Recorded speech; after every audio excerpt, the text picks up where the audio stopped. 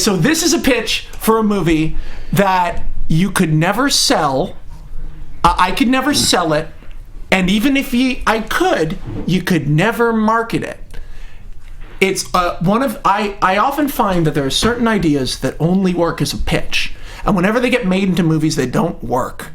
Movies like The Village. Right. The Giver does not work as a movie. Or they work as trailers. Yeah. So they work as books, too. Okay, so this is a pitch. And as a writer, one of the hardest things is the moment when you realize the ideas you don't need to write.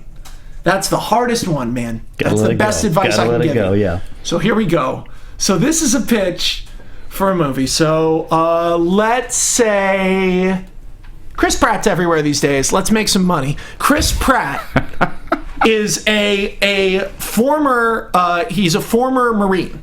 Because that's what is important in movies right now, is that everyone's a veteran. So he's a guy who's worked with the Navy SEALs. He was in the Marines. He's been heavily awarded. He does mainly underwater rescue. He's basically Michael Bihn's character in The Abyss. Sweet. Yeah. But he's not crazy. He's just like a guy who's sent.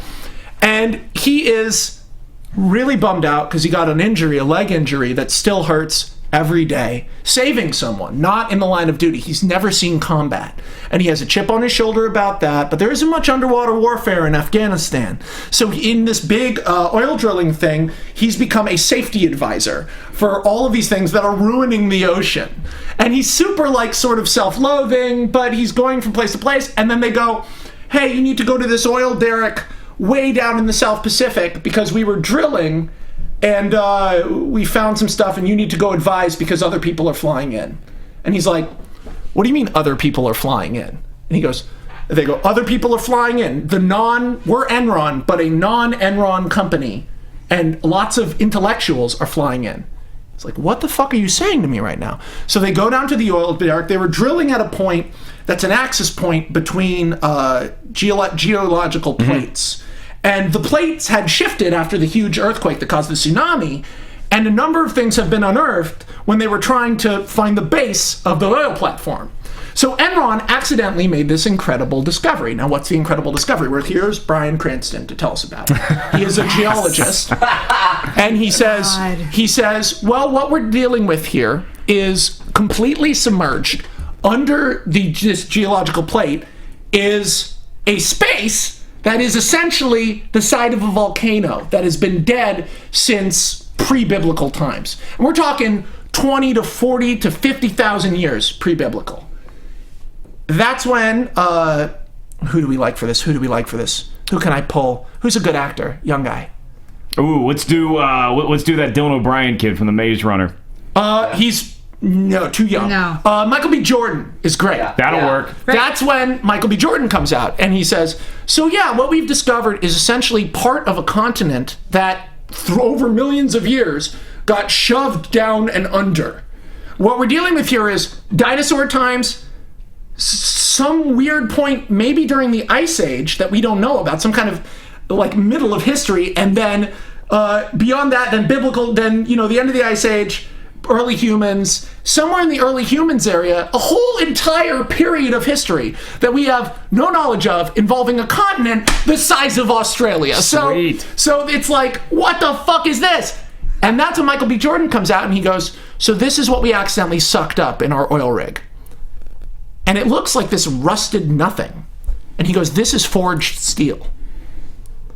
We think there are ruins down there. Yes! And they're like, Atlantis? That's impossible. This is incredible.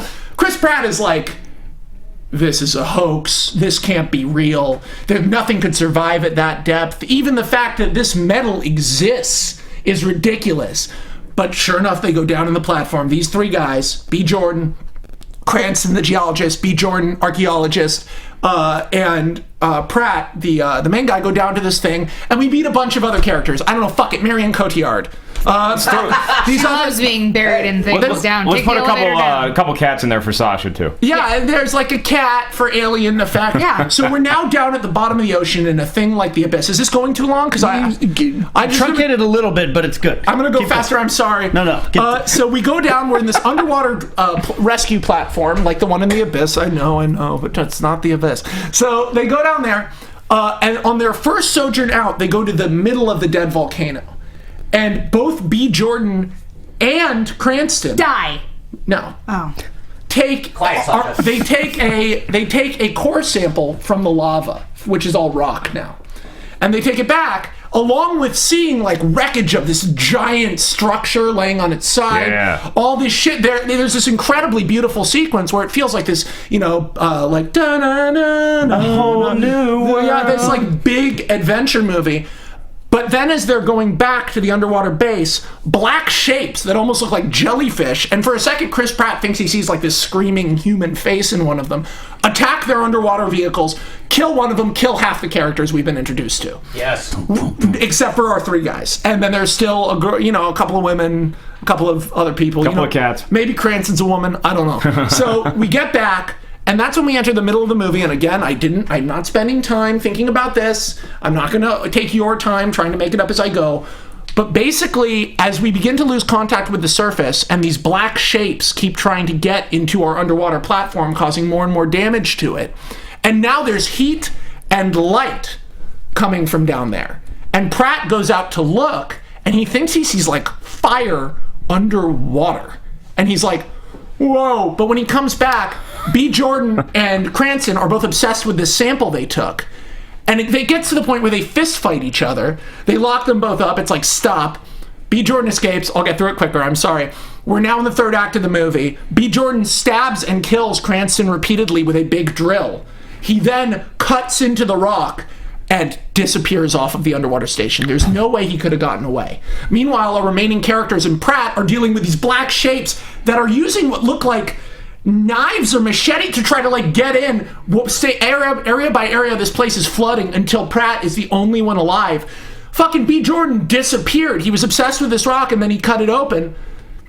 He sees B. Jordan is in one of the outlying valves. He's going to take one of the last escape vehicles. He catches up to him, and they fight. B. Jordan drops something and bites Pratt in their final fight as this whole room is flooding, and there's a lot of narrative tension that I didn't set up, because then B. Jordan grabs it and Pratt picks it up and looks at what it is, and he's like, what? And B. Jordan bites him, grabs it, and goes, you won't take it from me! It's my precious! Boom! Puts on the ring, disappears.